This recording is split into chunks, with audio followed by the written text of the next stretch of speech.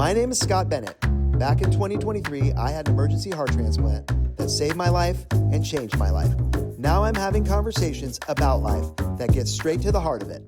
Back at the heart of it, I'm your host, Scott Bennett, and I'm excited today to be joined by not only one of the best medical professionals in Dallas, but at the forefront of concierge medicine and founder of Private Health Dallas, my dear friend, fraternity brother, and all things medical for my life, Dr. Reuben Elovitz. Welcome, Reuben. Thank you for having me, Scott. How are you? I'm good. It's fun to be in a podcast. We probably talk sometimes by text and sometimes regularly. You have been an angel in my journey, especially really all my life with my diagnosis. For those that don't know, the heart transplant has been central to my life, but pre-heart transplant, you took care of me. And certainly the last 1,009 days, you have been just not words to explain what it feels like to have a medical professional like you. So I'm thrilled to have you on. I know people that listen are going to be excited. I've been wanting to have a doctor on for so many reasons because medicine has played a pivotal role in my life. So I'm just curious, Reuben, did you always want to be a doctor? Like, how did you get here and your journey to medicine?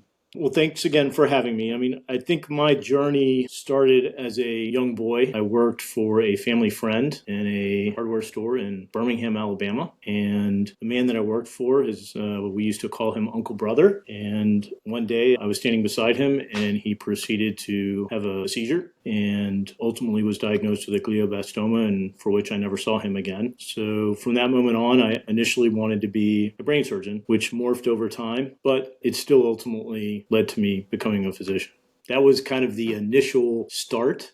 I would say there were some things afterwards that kind of further enhanced that. Probably there's a television show that most people our age remember called St. Elsewhere. And there was, the various surgeons, and there were various doctors that were subsequently involved in my life that ultimately led further down this path. So that's how it began. You could have said MASH or Quincy, and any of those might have been okay. But there was a lot of, obviously, medical TV, and your story is compelling. I'm curious, as you were going down the path, we met in college at the University of Texas. I like to tell people that I was surrounded by aspiring doctors of various forms. But what struck out to me was that you knew exactly from the day you got there that what you wanted to do. And I think others were envious about just your grasp of early concepts, science in general. How do you think this differs today, like medicine, from what you thought it was going to be? I mean, here you are, you've practiced for, I don't know how many years total with residency, but how is it different today? I was going to say it's changed a lot over the course of my career. In the early days, medicine there was a significant percentage of primary care physicians that were independent. So they weren't associated with these large conglomerate healthcare systems. And that has really changed pretty significantly. Even over the first 10 to 15 years of my career, the percentage of primary care physicians that were ultimately pulled underneath an umbrella of a large institution had significantly increased. And that has even kind of further progressed with subspecialties. So, whether it be cardiologists, orthopedic surgeons, gastroenterologists, whatever the specialty. For me, I knew pretty early on in my career, probably within the first 5 years, that I wanted to do something in the realm of concierge medicine. What concierge medicine, could ultimately look like, what it looked like back then, what it looked like when I started my own practice, 7-8 years ago, and versus what it is today. What I envisioned it being is kind of where I am, to be honest. All of the tools that I have at my disposal, some of which I would say are now a lot more advanced than I ever imagined. And the popularity in the longevity wellness space has kind of hit, whether good or bad, on a national and even international level, has truly exploded, which at the end of the day I think is great because it provides not only patients here in the United States, but throughout the world with access to technology that we've never had access to before, especially in countries where it's not medically approved, including our own.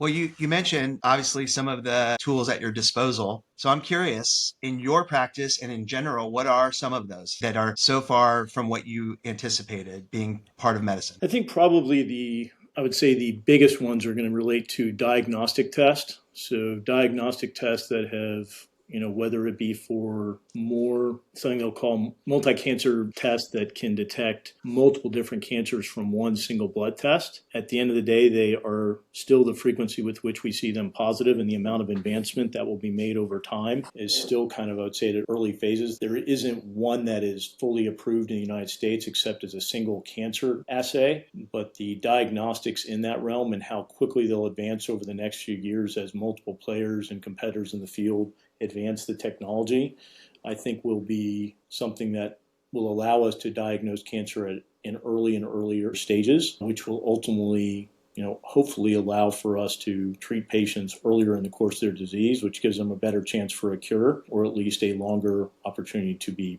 present. I would say the other tests are going to relate to imaging, especially in the realm of cardiac imaging, being able to identify plaque at a much earlier stage than we've been able to in the past, and being able to identify plaque that is the more dangerous plaque, or what we call soft plaque, that has the more propensity for plaque rupture and to cause death. We've always been able to be more aggressive with men, and unfortunately that is where a lot of medicine has focused for a very long time, and since men have a tendency to calcify plaque at an earlier stage, women are kind of left with a test that doesn't optimally assess their plaque at the same age.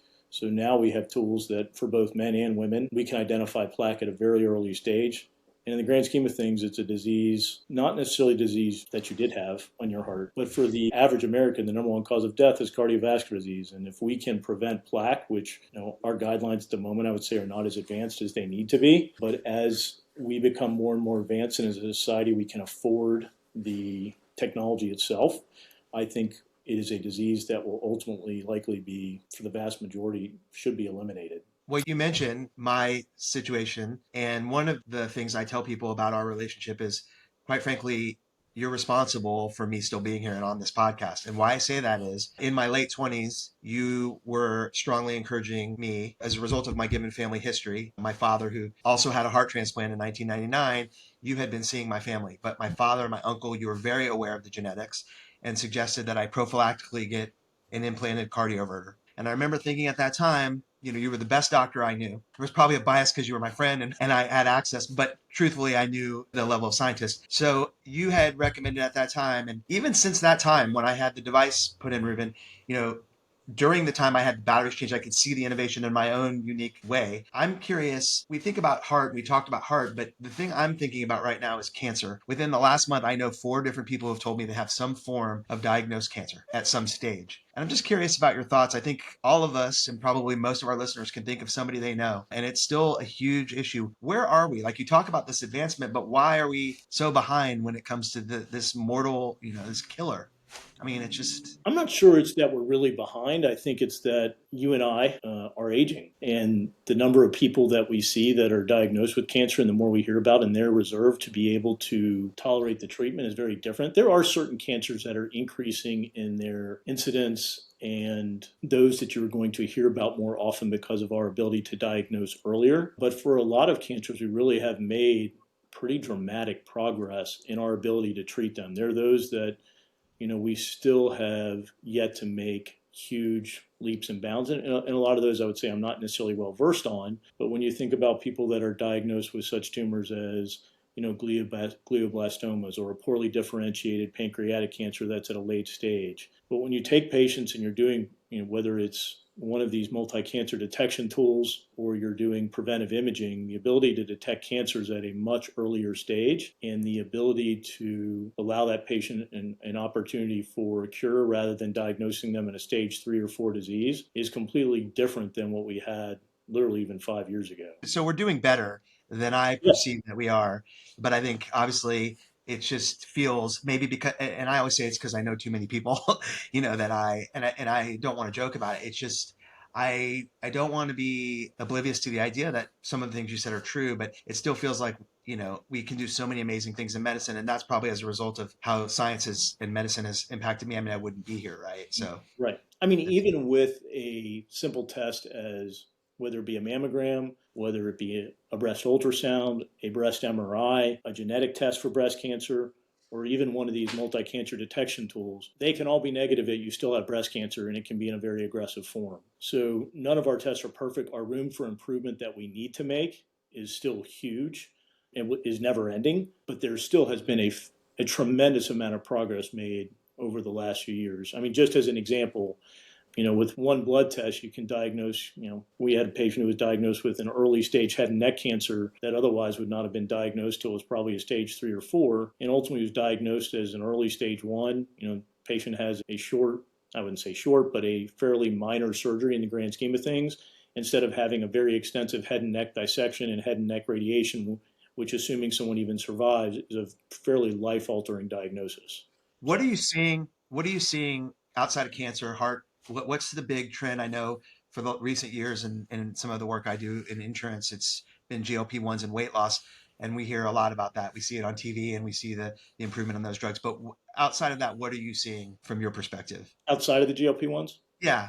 And we could come back to that because I think, I would say probably the biggest thing that I hear about from our patients and what they're interested in is because of the explosion in anti-aging, longevity, and wellness, are all the trends related to that. So from everything from the various devices and the wearables, from the Apple Watch, the Oura Ring, the Whoop, all of these different devices have become extraordinarily popular, and trying to optimize health. Along those lines, in the realm of optimization comes some things as simple as, there was a video or a Netflix on Brian Johnson called Don't Die. And when all the different things in the longevity and wellness space, from peptides to exosomes to NAD to methylene blue to therapeutic plasma exchange, cold plunges, infrared saunas, all these various different applications, treatments that expose, a lot of which have potentially very impressive gains for patients for longevity, wellness, anti-aging. Yet the science, unfortunately, has not yet caught up with the millions/billions of dollars being spent at the moment. So most of this stuff still has a long way to go when it comes to their ability to prove themselves from a safety perspective, for actually providing the benefits that they claim. But that's probably the area that I would say is there's the most buzz around, and that most people are going to hear about the most on all the various social channels. For more information on Dr. Elovitz or his practice, visit privatehealthdallas.com. I think we've talked before about some of these neurodivergent, certainly Alzheimer. You mentioned we're getting older, so it's something to think about, right? Memory loss. I'm curious, some people may not know about Chris Hemsworth, the famous actor who recently, but I'd love for you to talk about that. You and I have discussed that before, but I think your perspective on that, what happened to Chris Hemsworth, it was very visible to a broad audience. What happened, the diagnosis, and sort of why that might open some eyes. When we do an evaluation for cardiovascular disease, one of the tests that used to be done as a genetic test was something called ApoE. And ultimately, there was determined to be an association between ApoE and Alzheimer's. Don't quote me on these numbers, but ApoE, the vast majority of us are going to be E3, E3. Some of us will carry what's called an E4 gene, and I want to say it's about 25% of the population, and I want to say that their risk of Alzheimer's is probably 2 to 3 times that of anyone in the population that's E3, E3. When you take someone who has 2 E4s, which in the grand scheme of things is pretty rare, depending on the studies that you look at, the risk of Alzheimer's is markedly increased. But there were studies done, and I want to say that they looked at patients somewhere in the ballpark of 55, 60 years old, and those patients already had signs of Alzheimer's. I would say it's close to 100% of the individuals involved. Now, that doesn't mean that they had symptoms yet. They had changes on an amyloid scan or on pathology results from their brain. That all assumes that the primary pathology for Alzheimer's is still based on amyloid plaque and tau tangles, which is an area that will continue to be argued, and as science advances, whether or not there are other large contributing factors to the scaffolding of what causes Alzheimer's. But with Hemsworth, he's got 2 E4s, and there are a whole host of things that you can do, some of which are really potentially exciting, new therapeutics that are coming out. Even the medicine that currently is being utilized for Alzheimer's that was approved within the last couple of years is a drug called Kisunla. And in patients who have yet to develop symptoms, there are already trials underway to determine if you treat people that have abnormal blood-based biomarkers separate from E4, but there are other blood-based biomarkers, can you actually delay or prevent the onset of Alzheimer's? And there is data that is going to be coming out that hopefully will actually show significant benefit. We're not there yet, but those studies are underway, some of which have promising findings. So all of this is interesting, and I'm thinking that for the healthiest of our audience, and then maybe those who have had one comorbidity or other, at a very base level, right? Because not everybody can see you in a concierge world, and I think people are struggling to build what I call strong relationships with their doctors. I don't think patients or the general public does a great job of working with doctors. They expect doctors to know and do everything, and when they get a diagnosis, it's all on the doctor. But with that in mind, I'm just curious, like, what is one thing if you're at a dinner party and you're a bunch of people you don't know that you're saying to them, like, hey, this is my advice, but like not knowing your genetics that you should do. What is that one thing comes to mind to you to say? Like, it could be something you've said always, but I'm just curious what you might say to a group of people. I would say if there was, if there was one test for, everyone always thinks they're extraordinarily healthy until they're not. I would say probably the test that ends up surprising me the most with patients is the test that determines their underlying plaque. There are lots of patients who the looks of their blood work, family history, and other parameters should be really, really low risk for heart disease. And I'm always surprised by those that really do have a tremendous amount of plaque that I was not expecting to see initially. So I'm So going to go. the test would be a coronary CT angiogram with quantitative plaque analysis. So I'm going to go further, or maybe less deep. Pretend we're not doing diagnostics and you're talking to somebody now and you're just saying, like, on an everyday basis, this is one habit, one thing.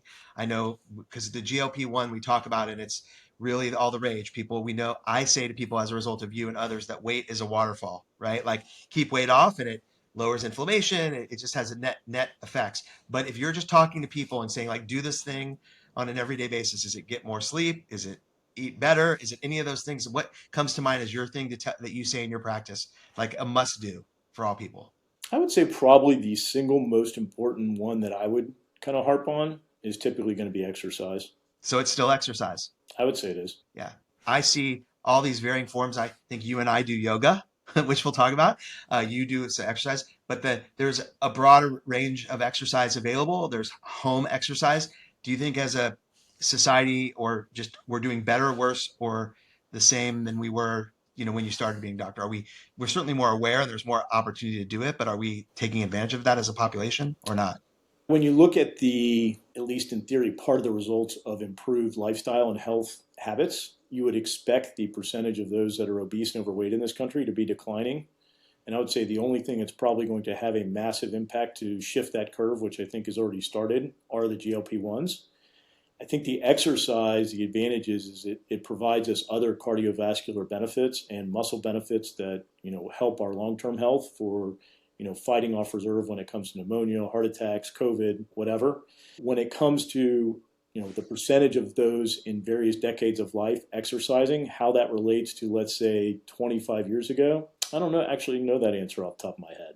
I would say the vast majority of the patients in our practice get some form of exercise. There's very few that I would say get none. But in the real world of medicine, when I was practicing in my prior career, I would say 90% of patients do not. And what that is in the real world, I mean, at the end of the day, I would say having my finger on the pulse of, what patients in a traditional internal medicine practice, how often they're exercising versus what I see. I don't have a great feel for that, but I suspect it's not dramatically different from where it used to be. So you talk about your prior life and a traditional kind of what's going on the pulse of internal medicine today. I can't help but ask, and I think a lot of people are like, how has medicine declined as a result of people's access?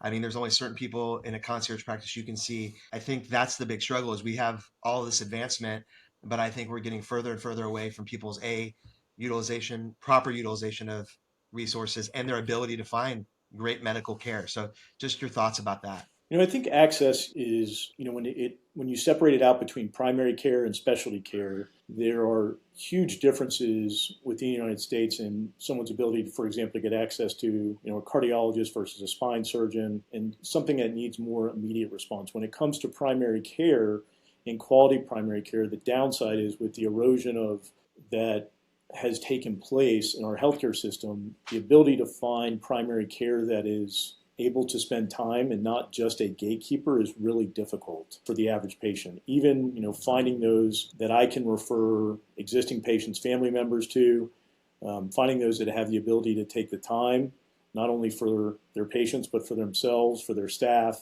to be able to learn is really, really difficult. But all that being said, I think the explosion of artificial intelligence, and as that further integrates into medicine, I do think that for the average consumer, the average patient, I think it's going to be a dramatic game changer. The studies are already out there showing what a computer is able to do versus a physician when it comes to primary care. And as that technology or the artificial intelligence or the agentic AIs in medicine, and as that changes what the average person has access to, you could make the argument that for the average patient that isn't at the extremes, and even potentially for the patients at the extremes, it's going to provide a level of care that the average person doesn't have access to at the moment. And you mentioned a few minutes ago about the wearable, and I have two on. I have my watch and my ring. What are your thoughts for those listening? I think you have a wearable, don't you? So you think now, and it's only going to get better and more affordable. Is there any reason somebody should or should not have it? What's your guidance on that? I think the biggest downside is it provides, for people that have an Apple Watch or for people that have a Whoop or an Aura, I think for each person, there's certain obvious things. For the person who sleeps 8 hours a night and, gets great sleep, they're not going to be that excited with the sleep-related data that it's presenting. For those that want to get in their supreme cardiovascular health and have the best VO2 max, they're going to love the Garmin or any of these devices that provide VO2 max that they can trend it over time. The downside is there's so much data that some of these wearables give us that I would say for some patients it's overwhelming.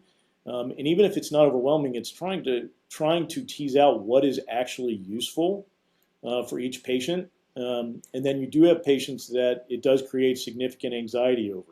Well, it's a great point because what I wanted to ask you is we live in this time of content. Here we are creating that with a podcast, but there's no shortage of things out there. WebMD, doctors on every morning show.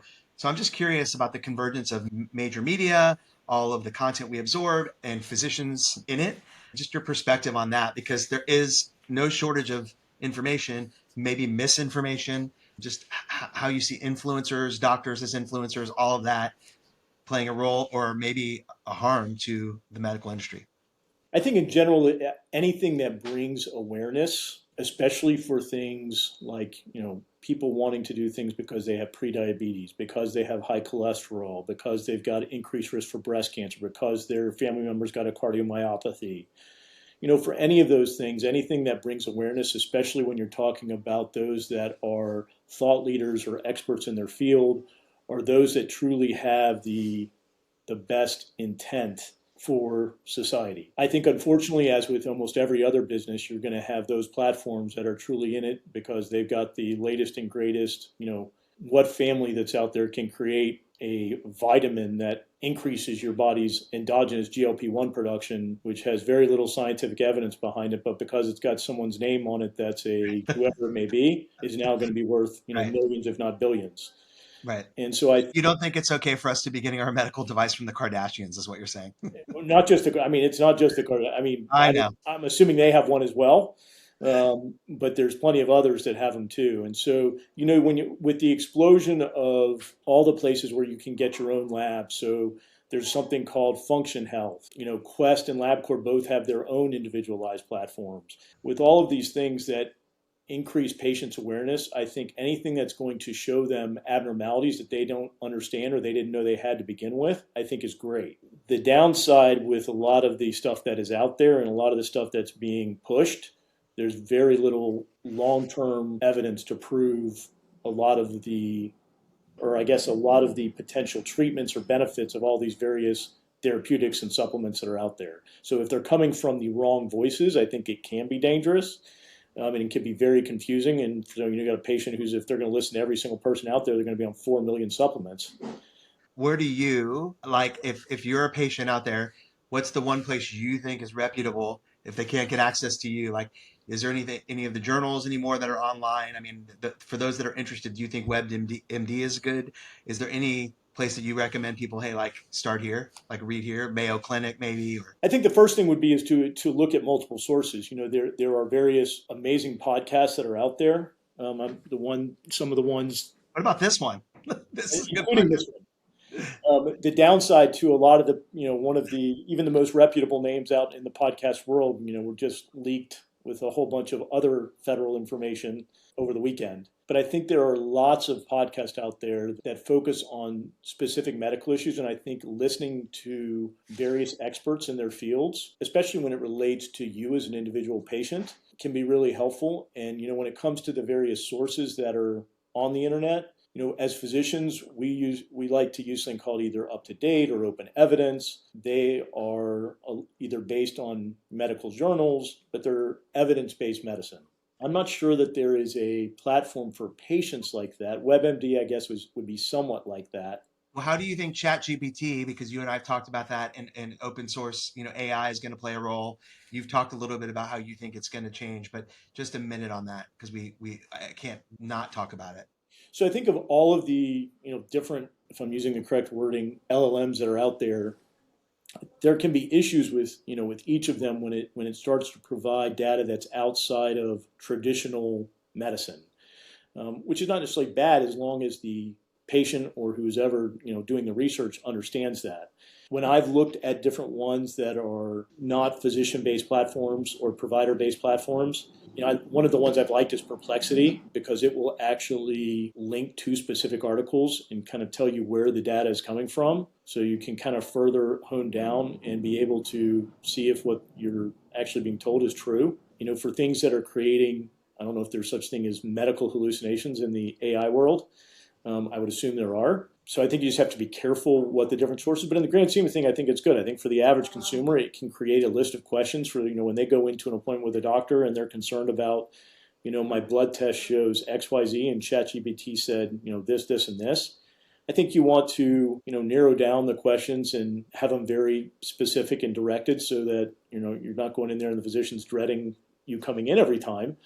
But at the same time, I think having an informed patient that wants to understand more about their own health and about their future health, I think is fantastic. I know that's played a huge role in my post-transplant journey. I take tremendous pride in what I call sort of patient advocacy. You have to advocate for self and be a partner with your doctors. And I think some of that's learned as a result of being your friend and knowing how you practice medicine, wanting to take, I feel like I'm working in a partnership with my doctor for my best outcome. And I think that can only help. So I want to shift gears here and just ask a little about you. I could talk to you, and I get to talk to you all the time about medicine, but a little bit about the other side. You're a dad, so you have three boys, right? A little bit about being their dad and the balance and all of that. Correct. Well, as you know, balance is not an area that I excel in. Never have, and I never will. Unfortunately, which is good for my patients, probably not as good for my children, and definitely not for my marriage, for which I'm now divorced. I love what I do. I would hope and assume that I always will. And it makes it really difficult to find that balance because there's always, in medicine, and I would say probably with a lot of things in life, but there's always more to learn. And there's always kind of various, new diagnoses and new problems that one of your patients develops, and you end up, chasing down XYZ. So it'll interfere with those aspects.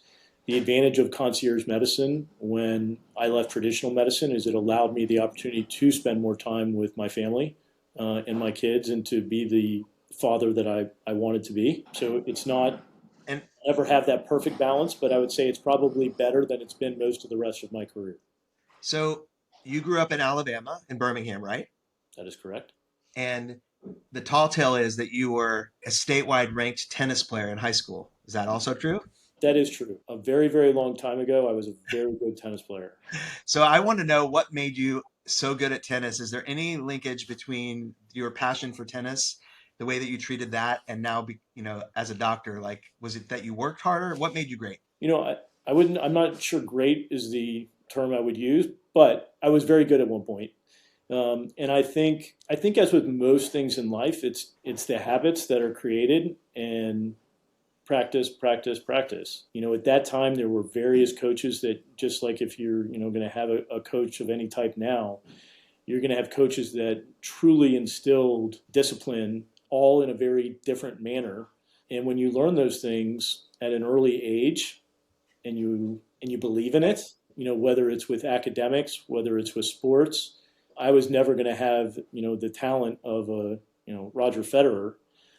But if I did have that talent, I mean, I definitely had the drive and the motivation to do something with it. And I think, regardless of what career path people take, if you have that drive and motivation and the passion and you love to learn, I think with most things in life, you can find a way to be successful. Did you have a better forehand or a better backhand? I'd say both. I had a very unique backhand. Better at serve or return? Definitely return. I did Yeah. not have a good serve as a young man. Yeah. I was very short and not very strong, so I was kind of like for those that are our age and older would know of a young tennis player named Aaron Krickstein. Yeah. If anything, was a little bit like that, or someone named Gabriella Sabatini, if you know her. So what is your, I'm just curious, like you work a lot, as you mentioned. What is your guilty pleasure? Like when you just want to turn your brain off, what do you like to do? Exercise. I love yoga. Yeah. So, specifically hot yoga. I like to sweat. I knew that I texted you this weekend because we're friends and told you that I was at a yoga class. And I thought to myself as I'm texting you, what are the chances that men of a certain age would be texting all these years later about yoga? So I'm just curious, isn't it funny? I mean, from your perspective that we love yoga after, I couldn't have imagined. I would not have.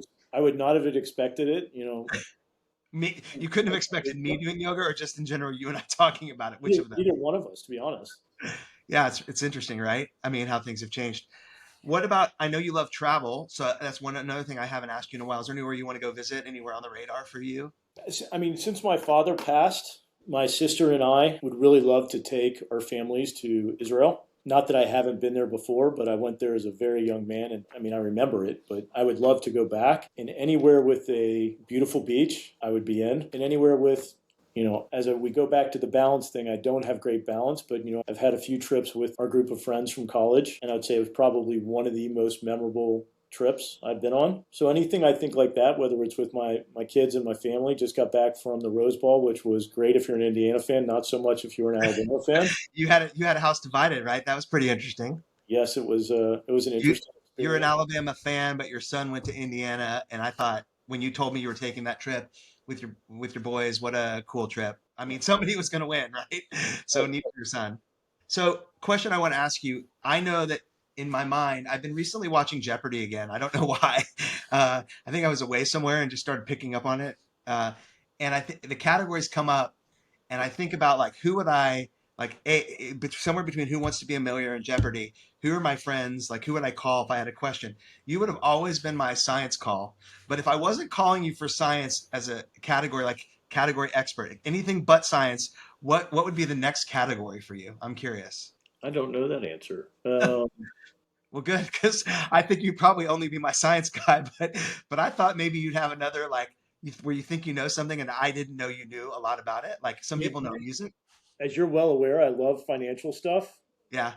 Stock Uh, market, right? If there were, pharmaceutical-based companies or stocks or things like that, but at the end of the day, you probably still should probably call in one of our friends that's truly Good. trained in that realm, aside from Well, me. one other thing, I know that we had the opportunity because I'm a big brother, so I was able to bring my little brother to visit with you, which was really, I cannot tell you what a neat experience. I think for you, it was interesting to see that I'm pouring into this young guy, having both of us been parents of our own kids.